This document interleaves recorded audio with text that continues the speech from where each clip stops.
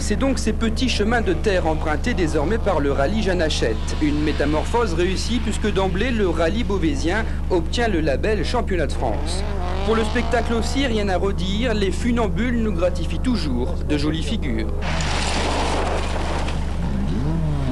Sur ce genre de terrain, les élégantes BM n'osent pas y mettre les pneus, elles qui font merveille sur le bitume, renigrent à venir se couvrir de poussière. Ici, les vedettes sont italiennes ou japonaises.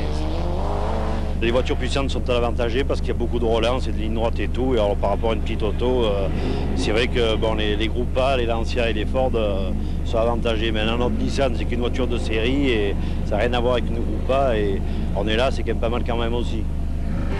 Hélas, Christian Dorsch n'aura bientôt plus que les phares bridés de sa belle japonaise pour pleurer. La Nissan déclare forfait dans la 4e spéciale. Et ils sont quand même quelques-uns à se réjouir de la déconvenue du leader au championnat de France. Jean-Pierre Riquelme, par exemple, pointe le nez de sa Sierra tout en haut des classements. C'est lui qui, pour l'instant, mène la course. Le gros de la meute est composé de Lancia Delta, notamment celle-ci, la numéro 3, celle de Jean-Michel Wolf. Idéalement placé au championnat de France, le Parisien pourrait bien réaliser la bonne affaire du week-end. Un chemin de terre surgit dans un crissement de pneus, une Renault 4 GTL. Drôle d'idée que d'oser venir s'aventurer dans un rallye du championnat de France. C'est vrai qu'elle semble fluette, la petite 4L, aux côtés des agressives Lancia ou Ford Sierra. On se moque de vous parfois dans les rallyes? Jamais.